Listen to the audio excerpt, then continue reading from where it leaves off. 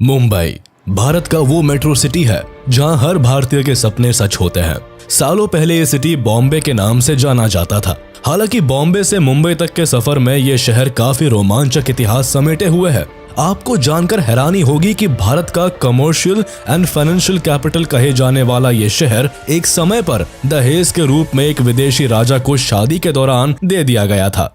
सपनों की नगरी कहे जाने वाले इस शहर ने सदियों से कई बदलाव देखे। आज आपको मुंबई का जो चेहरा देखने को मिलता है ये हमेशा से वैसा नहीं था, बल्कि ये तो 7 आइलैंड में बटा हुआ आर्किपेलागो था, जिसे आर्किपेलागो ऑफ 7 आइलैंड्स के नाम से जाना जाता था। आखिर कैसे ये आइलैंड्स मिलकर एक शहर बने, किसने इस पोर्ट टाउन को बसाया और आखिर बॉम्बे मुंबई कैसे बना। सिविलाइजेशन की बात करें तो इंडिजीनियस ट्राइब स्टोन एज से ही इन सभी आइलैंड्स पर रहा करते थे।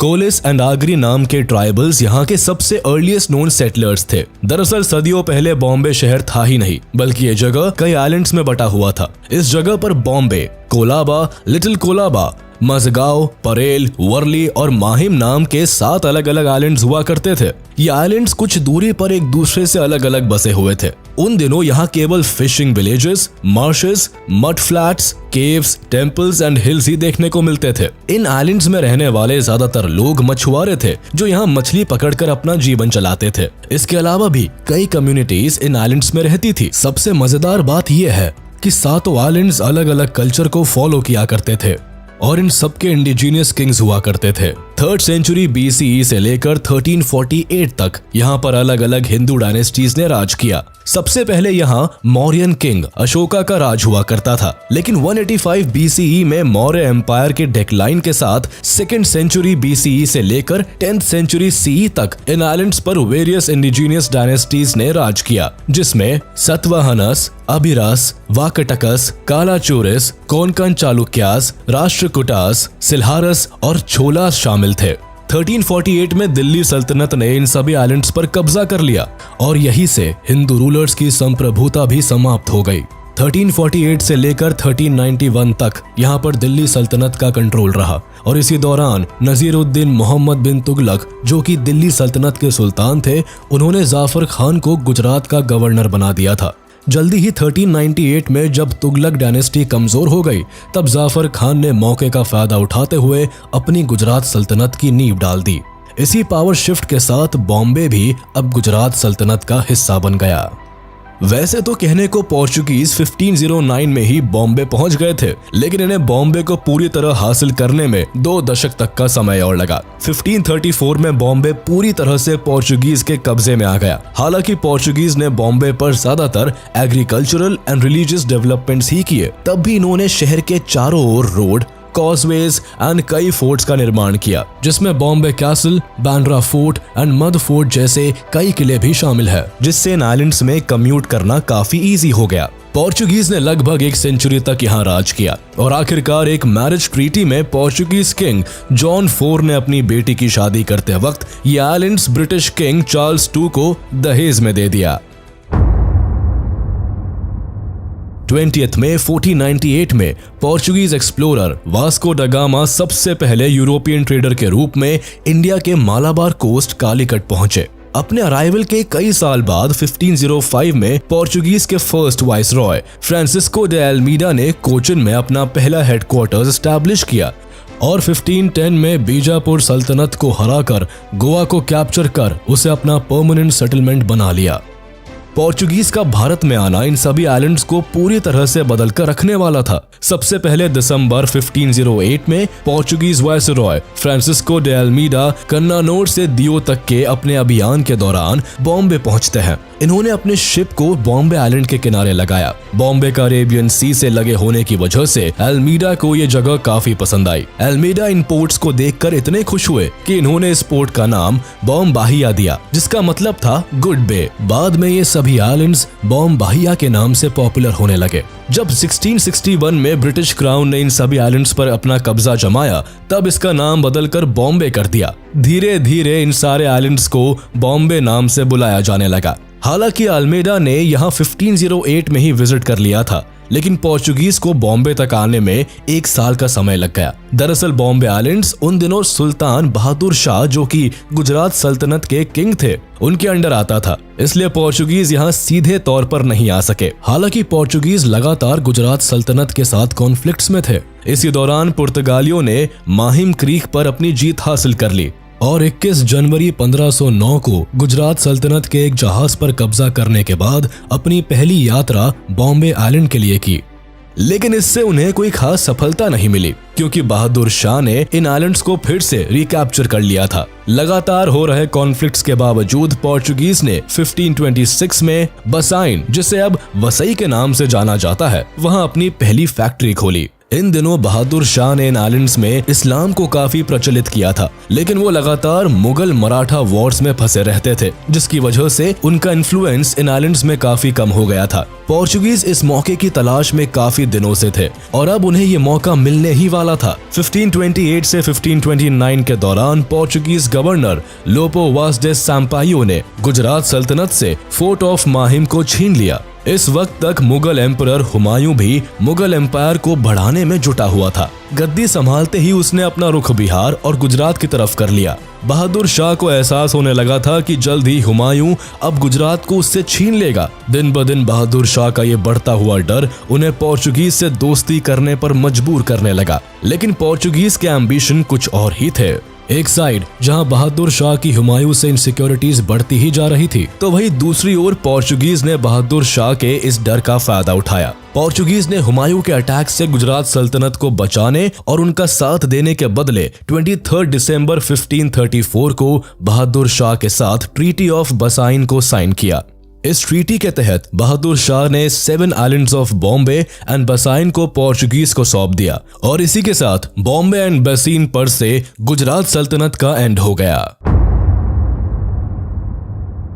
बॉम्बे पर कब्जा करने के बाद पुर्तगालियों के हाथों में बॉम्बे के 7 आइलैंड्स थे। अब उनका मेन एम था इन आइलैंड से स्पाइस ट्रेड एंड क्रिश्चियनिटी को प्रमोट करना। क्योंकि सालों से यहाँ इस्लामिक रूल था, इसलिए यहाँ की सोसाइटी काफी कंजर्वेटिव थी। यहाँ का माहौल बदलने के लिए पोर्चुगीज ने यहाँ इंटर मैरिज करना शुरू कर दिया। इसके साथ ही यहाँ कई चर्चेस बनवाए गए। हालांकि पोर्चुगीज के शासन के दौरान इन आइलैंड्स में ज्यादा बड़े लेवल पर कोई डेवलपमेंट नहीं हुआ, फिर भी उन्होंने इन एरियाज को अपने हिसाब से डेवलप किया। रोमन कैथोलिक चर्च को स्ट्रांगली सपोर्ट किया। उस टाइम तक बॉम्बे में इनका ट्रेड काफी जोरों से चलने लगा था। कॉटन, कोकोनट, कॉयर, स्पाइसेस की ट्रेड ने यहाँ काफी जड़ें फैलाई। ट्रेड में रफ्तार के साथ पोर्चुगीज ने यहाँ कई ट्रेडिंग सेंटर्स, बिल्डिंग्स और चर्चेस को भी बनवाया। कच्चे माल को पोर्ट तक लाने ले जाने के लिए उन्होंने रोड्स एंड कॉजवेज भी बनवाए। 16th सेंचुरी खत्म होने के साथ ही पोर्चुगीज ने इंडियन ओशन सहित भारत में अपनी पकड़ मजबूत कर ली थी। लेकिन पोर्चुगीज की बढ़ती आमदनी और मोनोपोली को देखते हुए कई दूसरे यूरोपियन कंट्रीज, खासकर स्पेन ने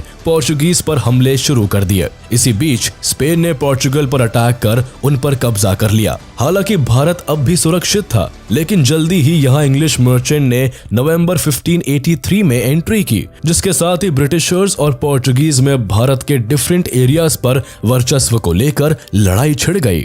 दूसरी कई यूरोपियन पावर्स इंडिया में पोर्चुगीज के स्पाइस ट्रेड मोनोपोली को खत्म करना चाहते थे, इसीलिए वो लगातार भारत में मुगल एम्परर से बिजनेस करने की मंजूरी मांग रहे थे। वहीं दूसरी ओर पोर्चुगीज मुगल किंग को काफी ज्यादा टैक्स देते थे, जिसकी वजह से ये राजा दूसरे यूरोपियन ट्रेडर्स को कोई मौका नहीं दे रहे थे। इसी दौरान 1612 में ईस्ट इंडिया कंपनी ने सूरत के स्वाली में अपने शिप्स को लगाया और यहाँ के गवर्नर से ट्रेड करने की मंजूरी मांगी। लेकिन बदले में उनके 2 ट्रेडर्स को गिरफ्तार कर लिया गया, जिसके बाद पोर्चुगीज और ब्रिटिश ईस्ट इंडिया कंपनी के बीच में यहाँ एक बैटल हुई, जिसमें ईस्ट इंडिया कंपनी जीत गई। इस बैटल को बैटल ऑफ स्वाली कहा जाता है, जिसमें पहली बार पोर्चुगीज को किसी दूसरी यूरोपियन कंपनी ने हराया था। इस जीत के बाद पोर्चुगीज की इंडिया में न सिर्फ ट्रेड मोनोपोली खत्म हुई, बल्कि उनकी क्रेडिबिलिटी भी खराब हो गई। इसके साथ ही ईस्ट इंडिया कंपनी को इंडिया के कुछ एरियाज में ट्रेड की परमिशन भी मिल गई। एक तरफ ब्रिटिशर्स अपने ट्रेड को भारत में एक अच्छे लेवल पर ले जाने के लिए जी जान लगा रहे थे, तो दूसरी ओर middle of the 17th century तक भारत में डच की पावर काफी ज्यादा बढ़ती नजर आ रही थी। धीरे धीरे अब ईस्ट इंडिया कंपनी भारत में अपने पांव फैलाने लगी। इधर पोर्चुगीज का वर्चस्व भी भारत से कम होता जा रहा था। ब्रिटिशर्स इस बात को बहुत अच्छी तरह जानते थे कि अगर उन्हें भारत में ट्रेड करना है तो जल्दी ही उन्हें सारे कोस्टल एरियाज में अपना कंट्रोल स्टैब्लिश करना होगा। हालांकि उन दिनों ईस्ट इंडिया कंपनी अपना ट्रेड मेनली पटना, सूरत, कोलकाता और गुजरात में ही कर रही थी, लेकिन दूसरी कंट्रीज को भारत में आने से रोकने के लिए उन्हें वेस्टर्न कोस्ट को भी सुरक्षित करना था। बॉम्बे आइलैंड्स भी इंडिया के वेस्टर्न कोस्ट में ही था, जहां अरेबियन सी के रास्ते थे। दूसरे कंट्रीज के ट्रेडर भारत की तरफ आ सकते थे। ईस्ट इंडिया कंपनी किसी भी हाल में किसी और को भारत पर अपना राज जमाने नहीं देना चाहती थी, जिस कारण ईस्ट इंडिया कंपनी के सुझाव पर ब्रिटिश एम्पायर की सूरत काउंसिल ने बॉम्बे को पोर्चुगल के किंग जॉन 4 से एक्वायर करने के बारे में सोचा। इस सोच को हकीकत में लाने के लिए ब्रिटिशर्स ने पोर्चुगीज के सामने मैरिज का प्रपोजल पेश किया, जिसमें British king Charles second of England और Portuguese princess Catherine of Braganza, जो कि पोर्चुगीज किंग जॉन 4 की बेटी थी, उनकी शादी का प्रपोजल दिया गया। ये शादी कम और स्ट्रेटेजिक अलायंस ट्रीटी ज्यादा लगती थी, जिसके प्रपोजल में शर्तों की एक लिस्ट थी। इन्हीं शर्तों में से एक शर्त ये थी कि पोर्चुगीज को बॉम्बे के 7 आइलैंड्स को शादी में गिफ्ट के तौर पर इंग्लैंड को देना होगा। शादी का यह प्रपोजल 1661 में ही ब्रिटिशर्स ने पोर्चुगीज को दे दिया था, लेकिन पोर्चुगीज के कई मिनिस्टर्स इस बात के खिलाफ थे। इसके अलावा प्रिंसेस भी इस शादी को मानने से इनकार करती रही, क्योंकि उन्हें किंग ऑफ इंग्लैंड के कई रिश्तों से ऐतराज था। लेकिन डचेस का बढ़ता इन्फ्लुएंस अब पोर्चुगीज को डराने लगा था। 16th सेंचुरी के अंत में डचेस इंडियन ओशन में पोर्चुगीज की मोनोपोली को चैलेंज करने लगे। उन्होंने वो बिजनेस जिस पर पोर्चुगीज का एकाधिकार था वो उनसे छीनने लगे। अब डचेस भारत के अलावा दूसरे ईस्टर्न देशों में भी घुसने लगे और मसाले, सिल्क और गोल्ड का बिजनेस करने लगे। देखते ही देखते उन्होंने पोर्चुगीज के बिजनेस को तेजी के साथ छीनना शुरू कर दिया। 17th सेंचुरी के एंड तक तो नीदरलैंड्स यूरोप का सबसे धनी देश बन गया। डचेस के इस बढ़ते कॉलोनाइजेशन को देखकर पोर्चुगीज अब डर गए। उन्हें ब्रिटिश ईस्ट इंडिया कंपनी से दोस्ती करने में अपना फायदा दिखने लगा। उन्होंने सोचा कि अगर ब्रिटिश क्राउन से संबंध अच्छे हो जाए तो डचेस को भारत में आने से रोका जा सकता है। इसी बात को मद्देनजर रखते हुए वो भी मैरिज ट्रीटी पर अग्री हो गए। फिर 1668 में ये शादी हुई और शादी के बाद 27 मार्च 1668 को बॉम्बे आइलैंड्स पर इंग्लैंड का राज हो गया। अब पोर्चुगीज के लिए ऐसा करना कोई बड़ी चीज नहीं थी। उन्होंने बॉम्बे का वो उभरता भविष्य नहीं देखा था जो ब्रिटिशर्स देख पा रहे थे। इस कारण शादी का प्रस्ताव मानते हुए दोनों देशों के बीच रिश्ते कामयाब रहे और दहेज में बॉम्बे इंग्लैंड के किंग को सौंप दिया गया। इंग्लैंड के राजा चार्ल्स II को डाउरी में बॉम्बे आइलैंड्स के अलावा मोरक्को के पोर्ट ऑफ टैंजियर को भी गिफ्ट किया गया था। इसके साथ ही ब्रिटिशर्स को ब्राजील और पोर्चुगीज ईस्ट इंडीज में ट्रेडिंग की भी इजाजत मिली। पोर्चुगल में रहने वाले इंग्लिश रेजिडेंट्स को रिलीजियस एंड कमर्शियल फ्रीडम दी गई और शादी पूरी होने के साथ ही करीब 2 मिलियन पोर्चुगीज क्राउन्स भी इंग्लैंड को दिए गए। बॉम्बे उस समय ईस्ट इंडिया कंपनी के लिए काफी इंपॉर्टेंट था, जिसकी कई वजह थी। ईस्ट इंडिया कंपनी बॉम्बे के जरिए आराम से अपने गुड्स को इंपोर्ट एंड एक्सपोर्ट कर सकते थे और आने वाले समय में वो अपने ट्रेडिंग सेंटर को गुजरात के सूरत से बॉम्बे शिफ्ट करने वाले थे। इस आइलैंड की इंपॉर्टेंस को समझते हुए ईस्ट इंडिया कंपनी हर हाल में इसे हथियाना चाहती थी, जिस कारण कंपनी ने किंग से आइलैंड की मांग की और किंग ने 27 मार्च 1668 को केवल 10 पाउंड एनुअल रेंट के तौर पर ईस्ट इंडिया कंपनी को ये आइलैंड लीज पर दे दिया। ईस्ट इंडिया कंपनी ने बॉम्बे को अपने हाथ में लेते ही इसके रंग ढंग बदलने शुरू कर दिए। सबसे पहले कंपनी ने यहाँ की डेवलपमेंट पर ध्यान देते हुए कई चेंजेस करने शुरू किए। ब्रिटिशर्स ने यहाँ कई कुएं, वेयर हाउसेस और कस्टम हाउसेस बनवाए। इसके अलावा ब्रिटिशर्स ने बॉम्बे कासल के आसपास फोर्टिफिकेशंस भी करवाए और एक सिविल कोड भी बनवाया। बॉम्बे का पहला governor English east India company के प्रेसिडेंट जॉर्ज ऑक्सेंडेन को बनाया गया। डेवलपमेंट और एडमिनिस्ट्रेशन के काम के साथ कंपनी ने यहाँ अपने बिजनेस को भी तेजी से स्प्रेड करना शुरू कर दिया। लेकिन बॉम्बे में बिजनेस को बढ़ाने के लिए पहले इस जगह को फर्दर डेवलप करने की जरूरत थी। उस समय इन आइलैंड पर हेल्थ फैसिलिटीज ना के बराबर थी और इसी वजह से यहाँ काफी बीमारियां फैलती रहती थी, जिस कारण लोगों का यहाँ काम करना काफी मुश्किल था। इस प्रॉब्लम को टैकल करने के लिए ब्रिटिशर्स ने यहाँ कई हॉस्पिटल्स और मेडिकल ट्रीटमेंट की फैसिलिटीज अवेलेबल करवाई। मेडिकल फैसिलिटीज के चलते बॉम्बे की पॉपुलेशन में काफी सुधार देखा गया। 1661 से 1675 के बीच बॉम्बे की पॉपुलेशन में बढ़ोतरी देखी गई और जो पॉपुलेशन एक समय पर केवल 10,000 थी, वो मेडिकल ट्रीटमेंट के चलते 60,000 के करीब आ गई। मेडिकल की प्रॉपर फैसिलिटीज और पॉपुलेशन ग्रोथ के कारण यहाँ ट्रेड करना भी आसान हो गया और इंडिया और ब्रिटिश मर्चेंट्स के अराइवल के साथ ही 17th सेंचुरी के एंड तक बॉम्बे में ट्रेड का डेवलपमेंट भी देखने को मिला। यहाँ salt, rice, Ivory, cloth, lead and sword blades का काम किया जाता था। बॉम्बे में जब ट्रेड ने अपनी ग्रोथ की तो 1710 तक ब्रिटिशर्स ने अपना बॉम्बे कैसल भी बनवा लिया। इस कैसल की मदद से ब्रिटिशर्स यहाँ 24 घंटे आसपास के एरियाज में नजर रखने लगे, जिसका फायदा ये हुआ कि आइलैंड पर यूरोपियन पायरेट्स और मराठास के सी अटैक्स काफी कम हो गए। वक्त के साथ साथ बॉम्बे ने ब्रिटिशर्स के बिजनेस में काफी मदद भी की, जिस कारण यहाँ के बढ़ते स्ट्रैटेजिक और पॉलिटिकल इंपॉर्टेंस को देखते हुए ईस्ट इंडिया कंपनी ने सूरत से बॉम्बे में अपना हेडक्वार्टर भी शिफ्ट कर लिया, जिसके बाद मिड 18th सेंचुरी तक बॉम्बे डायरेक्ट ब्रिटिश क्राउन के कंट्रोल में आ गया और यहाँ से बॉम्बे को एक मॉडर्न बॉम्बे बनाने का दौर शुरू हो गया।